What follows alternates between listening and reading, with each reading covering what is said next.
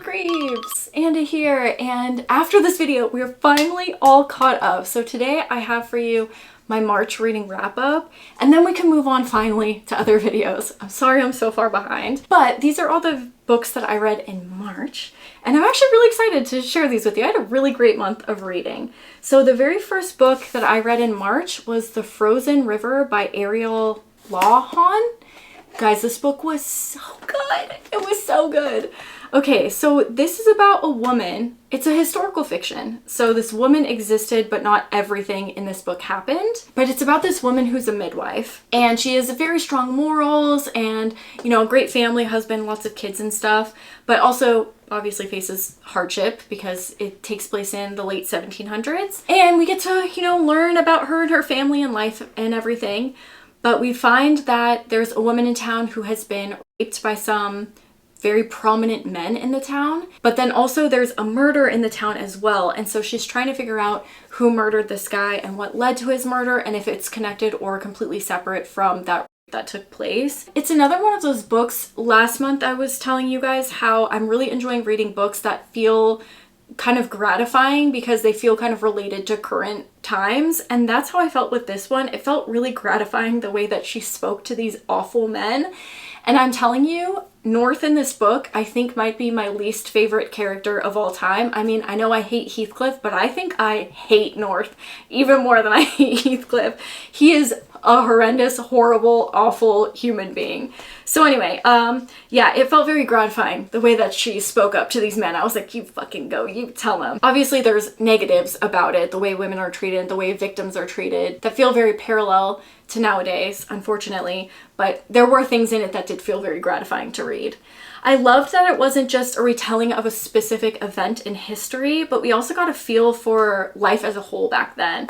We got to understand the laws, the work that the people were doing. We got to see illness and hardships that they experienced, as well as misogyny and the sense of community and lack thereof in some instances. But I thought it was really cool to be able to just kind of take a step into the past and see life in the late 1700s. I really, really like books like that.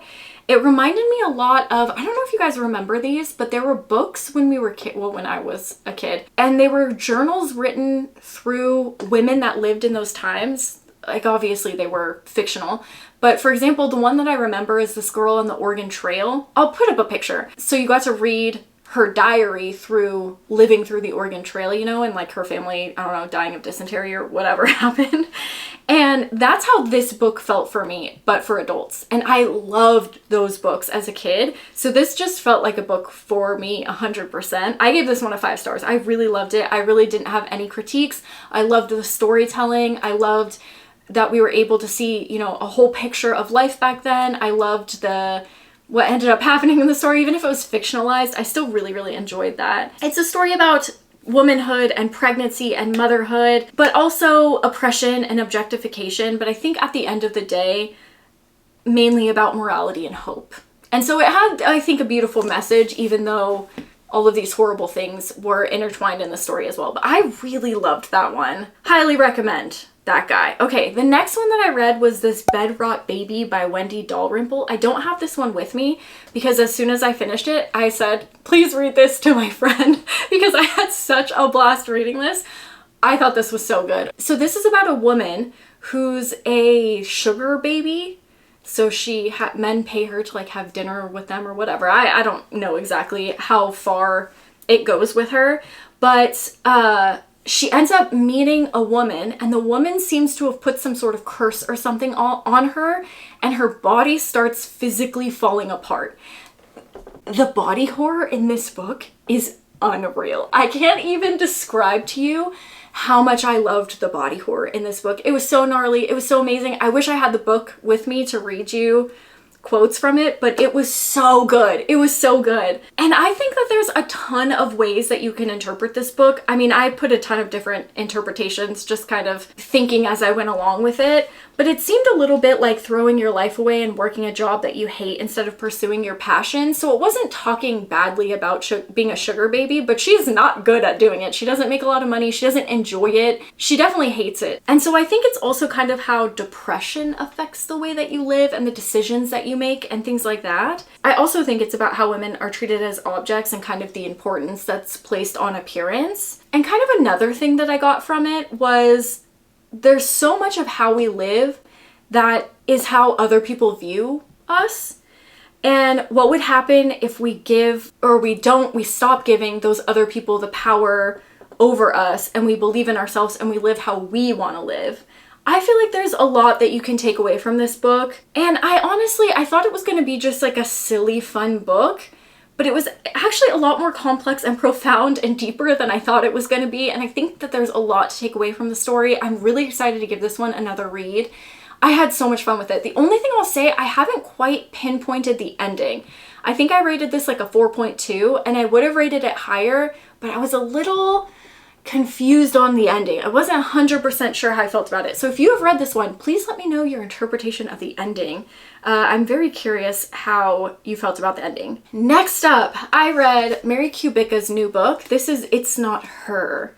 So this is a book that came out this year. It's about this family that goes rents like a cabin at a lake. And then so our main character is a woman. Her brother's wife, and their kids and her kids, whatever, they rent a cabin next door. So they're all going on this vacation together. Siblings, and then spouses, and then children. Okay. So they're on this vacation, and her brother and her brother's wife end up dead. I'm not ruining anything. It says this in the synopsis. So then the whole time she's trying to figure out what happened to her brother and his wife, which is also her best friend. So this book is actually really raw. It shows grief from the very beginning of grieving. I mean, from finding your loved ones dead and your best friend and how the children react to that. It's really fucking horrific and heartbreaking. So I was just not expecting that at all. I think a lot of the times when grief is discussed in books, it's kind of after the fact and looking back on the grief. And this just felt so raw to me, especially watching this little girl lose her parents. Oh my God, it was so tragic and horrific to read. So I really loved that aspect of it. I mean, I thought that it was such an just an interesting way to write a book, because I feel like even if someone dies right then, I don't know, it doesn't feel as raw usually as this book does. I loved the place that our main character was in. She, a lot of the times I am a hater of thriller books, right? A lot of the times I feel like they make dumb decisions. What they're doing doesn't quite make sense. But this one, I think the main character was really stuck between a rock and a hard place, and I was envisioning myself in her position, and there was no good way to go about anything. There's a lot of questions on who hurt the mother and father, And then there's just like a lot of other uncertainty surrounding the whole family. So I feel like the main character did the best of what she could. Like, she is really stuck in a shitty position. It's one of those books that you read where you go, life isn't that bad. At least I'm not in that position, You also have this added perspective of a teenager. So you have the main character's perspective, but then you also have her niece, who's a teen. And so I think that adds a lot to the story. You get a lot of like confusion surrounding the teen and all the, weird stuff that comes with being a teen, but then also social media stuff on top of that, which I couldn't even imagine. And I'm so thankful that social media wasn't like really a thing when I was a teen. I can't even imagine how difficult that is to navigate as a kid. And you really get to see her perspective and see how intensely she feels things. And I remember that. I remember being a teen and feeling like it was the end of the world if something didn't happen. And obviously as you get older in retrospect, you're like, oh, that wasn't a big deal at all. But when you're young, it really does feel very intense. I also liked that she wasn't a typical teen, and so she was kind of, she did feel left out a lot, and she did feel not the same as the other people in her grade and stuff. I don't know, I just really liked her perspective in the book. There's more to say, but obviously the description's pretty brief, and that's kind of all it covers, but I will say that I did really enjoy this one. Oh, one last thing I'll say. I don't know why thriller and even horror movies do this, where there's one line in it where you go, oh, thanks, you just told me who the killer was. And it's an innocuous line. It doesn't mean anything, but if you're paying attention, you're like, obviously, you know, like in Scream 6, for example, there's one line in Scream 6 at the beginning of the movie where I'm like, you just gave me away who the killer is. Thanks so much. And it just pisses me off. It irks me a little bit. So I knew who the killer was pretty early on, but I will say I was not disappointed because I think just like the snapshot of grief and the family dynamic and everything was enough to keep me entertained that I didn't even really mind that it was ruined. And also I knew who the killer was, but I wasn't sure why, like the motivation behind it. Next, I read Silence in the Shadows. This is by Darcy Coates. All right, this one, I'm not gonna give you too much detail on because this is actually 4th in the series. But I will say that this is the first series that I read where I realized that I didn't mind romance as kind of the underlying theme in my stories. I don't like it if a story's just about romance, but this book made me realize, oh, there can be romance and horror and a bunch of things mixed together. It really made me question the horror genre as a whole. I just love Darcy Coates. I love the way that she can take something like an apocalyptic story, I guess is how you would describe this, and just breathe fresh air into it. Everything that she does feels new, even if it's about ghost stories. You know, they've been around since the dawn of time. But she has a way of just making something feel fresh and new. This isn't a ghost story, but that's typically a lot of the books that she writes are ghost stories. But this one is more about Doran and Claire. And by the way, I hear a lot of people talk about how they have crushes on people.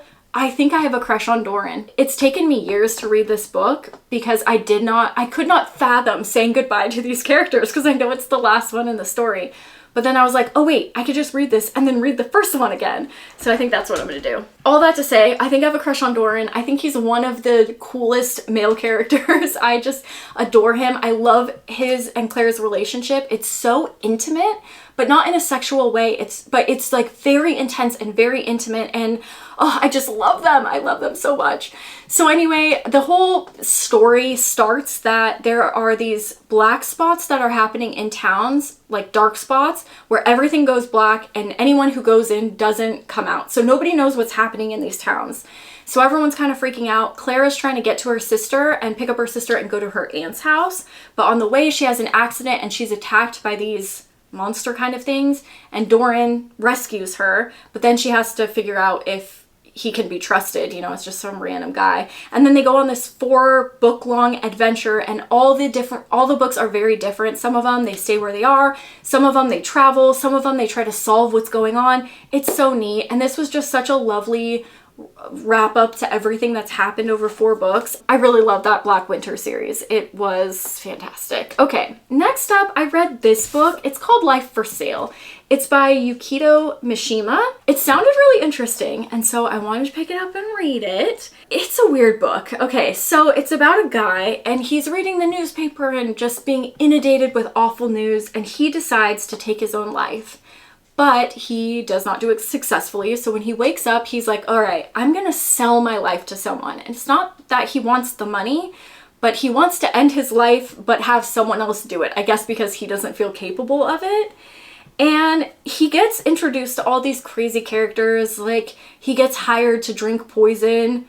He gets hired to, because a vampire wants to suck his blood. Like, all these really weird things going on. So yeah, he keeps selling his life to people, but he keeps, at the end of the day, continuing to live.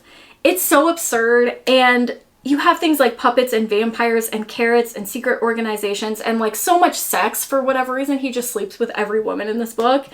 It's funny, but it's not like ha-ha funny. It's more like, to me personally, slapstick silly. There are some times where it feels existential, but most of the time it's just a silly read. It's a weird little book, but I always wanted to know what happened next. I was never bored while reading it. However, I will say that I did think that there was going to be kind of more contemplation about life and death, and I didn't really get that from this one.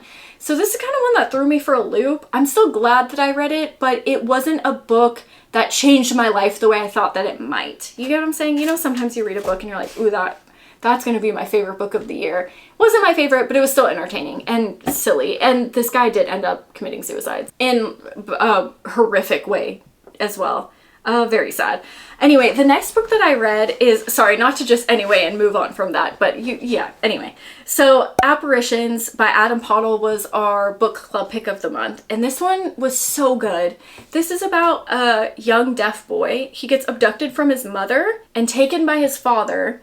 And his father just makes him live in this underground, like this basement thing, and he doesn't teach him language or communicate with him at all. He just treats him like shit and makes him fight dogs so he can get money. It's so horrific. It's so horrific. It may or may not be based on a true story. I don't know. We had a discussion about that as well. But the book club pick for this month is The Weight of 52 Fingers. If you guys want to read that, it will be the last Sunday of this month. If you want to join the live stream for that, just read the book and then come to the live stream and then we discuss it. But anyway, so he ends up escaping and he makes it to this institute where he meets another deaf kid, but that deaf kid knows sign language and starts to teach him sign language. However, it sounds great, but that kid is not a great influence on him and has his own kind of issues. And so it's really interesting, like, kind of where is he better off? Because with his father, he couldn't communicate, but now every time that he communicates, it has to be through that kid, and that kid has pretty selfish ideas, and so he tries to kind of control our main character, who doesn't even have a name. It's a long-winded, intense, horrific story, but if you want something that really pulls on your heartstrings, I suggest this one. It was really awful to read. Really sad, but we really enjoyed it in book club. Next, I read Baby Bundt Cake Confusion. So in this one, you have kind of an additional aspect added to the story. So the same thing happens. There's a murder. Lottie Lemon tries to solve it. But you have this other kind of cool thing that's going on here and there throughout the story, and we don't really get answers, so I think in the next one that'll be delved into more. They'll delve into it more. So I'm excited to find out what that's all about. This one and the last one, we also get Noah and Everett's POV as well as Lottie's. So that's been kind of an interesting switch up to see that. I think it was done one other time a long time ago, but it was just like a chapter. This one we get a little bit more information on them. These stories are so silly. Lottie has just ruined everyone's life. It's so funny. She just keeps getting people in trouble and like it's so silly. I know these books are silly and some of you are like, they're not for me. I totally get that, guys. However, you know what I will say? I read like that Adam Pottle book, a really intense, heavy, horrific novel to read, and I finished that and I go, I just need something that I know is going to bring me joy. And that's why I love these books. There's always time to slide them in behind pretty heavy stories to get kind of a break and a breather and just go to Honey Hollow and have a fun time. And I know it's ridiculous, but I still love it. Okay, next I read Who Have Never Known Men by Jacqueline Hartman. This was our girls book club pick of the month. This was my pick. So we got to read this guy, which I was excited about because it's been on my bookshelf for a long time, but I haven't read it because I knew it was one of my options for the book club.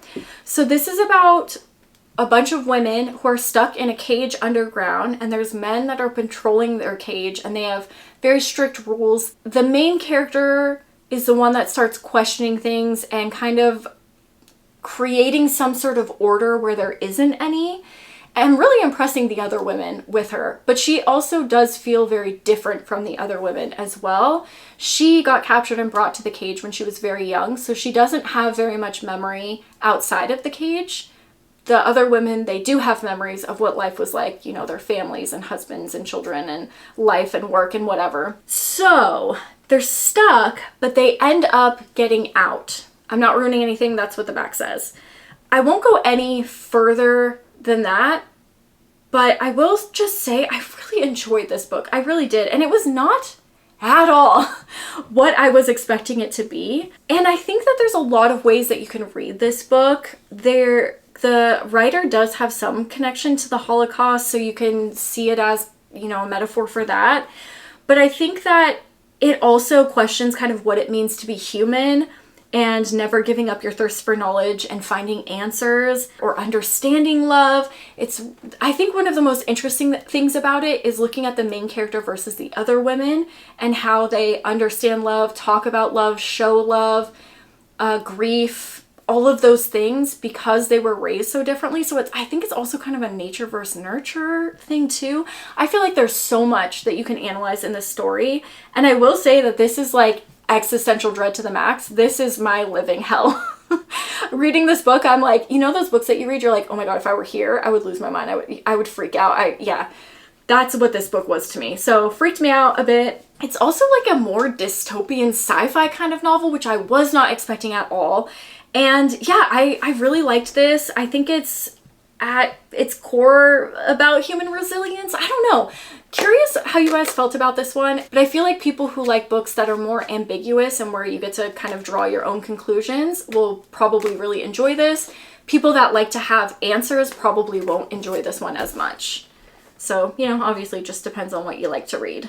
Next up, I read this guy. This was, again, so fucking weird. I read some weird books. All right. So this is called Universal Harvester by John, I don't know if it's Darnielle or Darnell. I don't know. The cover, so cool. The book, so weird. So the first thing I wrote is, not gonna lie, do I really get every aspect of this book? Nope. That being said, I still really did enjoy reading it. I was interested in it. It's like this sad, melancholy meditation on grief. It's sad more than anything. I don't know. So you have this guy, he's the main character. Sorry, my camera stopped recording and I don't know, I hit a button. I'm not really sure what's going on. Hopefully it looks the same. Okay. All right, so back to Universal Harvester, my dudes. Our main character, he works at a video rental place and people keep coming in and complaining that someone has taped over parts of the movie, which shouldn't happen. But he and his boss watch them, and sure enough, there's weird clips of people in a barn with like a sack over their head and just weird stuff going on, just very small clips. And so he kind of doesn't want anything to do with it, but she becomes really invested in what's going on, ends up finding the barn and then becoming friends with the owner of the barn. It sounds creepy at first, but I don't know, man. I don't know. When it starts, it feels like it's going to be a horror movie, and it's definitely not. I mean, not in the traditional sense of horror. It's, you know, sad as shit, but it's not. I wouldn't say that this is like a horror book. And I honestly think that the genre placement of some books leads to the feeling of disappointment when reading it. For example, when I read that Drive Your Plow Over the Bones of the Dead book, I read the genre was like, you know, a noir fiction and a thriller and all these things, and I read it and I'm like, I would not put it in that category. So I think sometimes when you put books in genre fiction, I feel like sometimes it's easy to be disappointed with the outcome of it. But this one, it was more than just a horror book. And yeah, I don't know. I liked the melancholy way that it was written. I really felt like it mirrored the characters and the loneliness and the tragedies that they carried with them through their lives. And it did feel kind of like I was reading a movie. I really could envision a lot of the scenes. And so I thought maybe the writer was a screenplay writer or something, but I don't think he is. I think he just writes novels. Yeah, he's just a writer. So I don't know. But it was a uniquely written book. Like, I really could see everything in my head. Love the cover. I mean, obviously, this cover is really cool and obviously catches your attention. I would say with this one, if you don't like looping timelines and stories that don't give you answers, this will not be the book for you. I don't have answers. I don't know if there are answers. It's a weird book, and there are other aspects of the story that are mixed up in there that I liked, but I don't have answers for you. I don't know what the fuck was going on. So I don't know. I'm sure there are things that I'm missing, but curious if you guys have read that one, if you like what you think about it, because I am lost. Next up, I read The Perfect Hosts by Heather Gudenkoff, okay? This one is about a couple that's having a baby. And so what do you do when you have a baby? You do a big gender reveal that murders people. And so that's what happens in this story. Yeah, they have a gender reveal. They shoot a shotgun at a giant truck for whatever fucking reason, and then some smoke comes up and they know if they're having a boy or a girl. But then after that, a second explosion occurs and someone dies. So then you have a cop that comes in and tries to solve and figure out like what is going on. Okay, here's the thing with this one. I have very mixed feelings about this book because it's written in present tense, which if there is a way to write a hit or miss book for me, it is putting it in present tense. I don't always connect with those stories. And I get why it is used in this book, because you're going along with this detective to try to figure out who committed these crimes. So I get it, you know, sometimes present tense is used like that. And I've said this a million freaking times, but the perfect use of present tense is in a whodunit, because everyone has a wall up and everyone's hiding secrets from you, and you're not going to fully know any character until you get to the ending and everything's revealed. So perfect place for present tense. However, in a book like this, where there's so much emotion about pregnancy and loss and grief, loss like the person that dies in the explosion, and grief and you know, relationships between husbands and wife and things like that, it was so difficult to connect to these characters because I really didn't know them. I felt like there was a wall up between me and all of these characters. And I feel like that's just, present tense is a hard thing to do. And sometimes it's done really well, and sometimes it's done not in whodunits, and I really like it. But it is definitely a way for me to start a story being like, I'm not gonna like this. I don't always love going along with the detective where he's asking a bunch of questions, and that might seem contradictory because I read my cozy mysteries every month. But the reason I love them is because Lottie Lemon isn't just going and interrogating people. She's doing the most absurd things, like naked swim lessons. So she goes to these naked swim lessons because she finds out that the person she wants to interview who may have committed the crime is the instructor there. So then you go on this ridiculous thing, and it's all described of this place, and she does ask a few questions, but it's so entertaining the way that she does it. Going with a cop to just be like, what did you see? Who was there? Did anybody look angry? It's just not that entertaining for me. So I didn't love that part of it. And again, I didn't feel any connection to any of these characters, and I feel like I should have, because they've all had shit going on in their life that I feel like the audience should be connected with them. But I think because of the present tense, I just couldn't be. There's also this specific trope in here. I don't know if trope is the right word, but there's something that a lot of thriller books do that's used in here that really bothers me. Now, in a reread, I might find out that the writer did a really good job and it was my fault for thinking that. You know what I mean? Because I don't like when the writer does this intentionally. And it was intentional, but maybe it was my fault as the reader. And then lastly, I did, however, read it because I thought it was going to be like a dumb, silly book. And it starts off silly. You know, the husband and wife, the theme of their bridal shower is pistols and pearls. Like, it's just so stupid. It's so dumb. But anyway, and yeah, just like shooting a truck with a shotgun. It's all so stupid. But it ended up being less silly than I thought it was going to be. So there are things that I liked more about it going into it, and then there are things that I liked less about it. I'll say the first half of the book I didn't love. The second half I liked more, but I had mixed feelings. I don't know. It's definitely my least favorite of Heather Gudenkauf's books that I have read, but it was fine. It wasn't the worst book that I've read or anything like that. Those are the books that I read in March. We are finally caught up. I have already selected my big stream horror books, so we will be doing a reading vlog sometime. Yeah, and then from here on out, we'll move on with other videos and not just have what I read this month. But thank you so much for catching up with me. Oh, my least and my least favorite and my favorite book. Oh, I think this one was my favorite, The Frozen River. This one I rated 5 stars, but I still rated 4.5 for, you know, like I Would Have Never Known Men and stuff like that. So I read some really great books this year. My least favorite, I think, was the Heather Gudenkauf. Hold on, let me look at my reading journal actually. Okay, yeah. So The Perfect Hosts was actually my least favorite book of this month. So let me know your favorite and least favorite books were. Thank you so much for hanging out, and I will see you next week with a different video. I'll see you then. Bye, guys.